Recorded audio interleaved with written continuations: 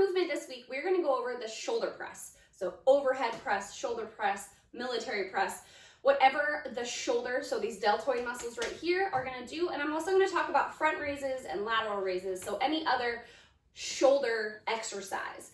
So a few things that usually are what's happening to make this movement incorrect or poor is one, our setup. So when we set ourselves up for our shoulder press, our shoulders are pulled forward slightly versus pulling shoulders down and back with that nice broad chest. So what happens is when we're here, our shoulder is really more in the, so we have that ball and socket joint, that shoulder is kind of pulled forward. And so now my bone is going to hit that ball and I'm not gonna be allowed to reach over my head very far.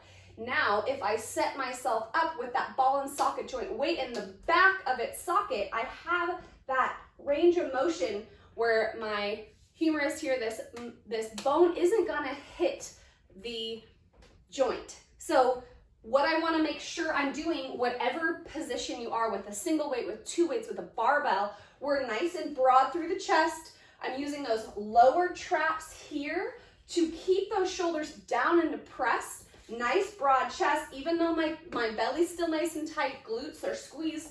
And I'm trying to press without rounding my shoulders forward and without arching my back.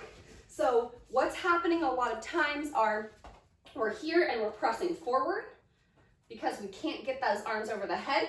Or if I can't get my arms over my head, I'll end up arching my back to compensate in order to get that.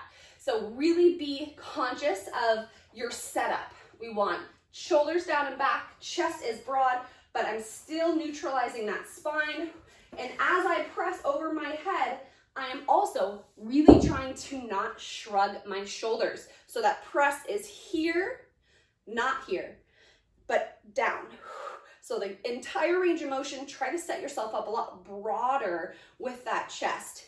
Then when we talk about shoulder raises, front and lateral shoulder raises, we're really talking about the same thing. So as I pull, I'm trying to not shrug. I'm pulling down, broadening my chest, and I'm doing those motions to focus on just that deltoid and not so much that upper trap.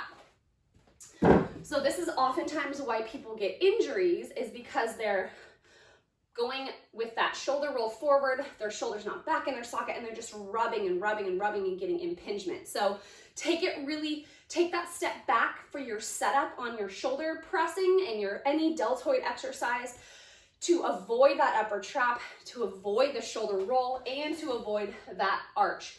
Maybe sitting down or kneeling is gonna be easier for you, just so we can really concentrate of not allowing my body to arch at all. And you'll see what your range of motion is. If you cannot get your arms over your head, you're gonna need to work on that thoracic extension so we can get to that point, because a lot of us are in that rounded position and we are unable to reach full range of motion.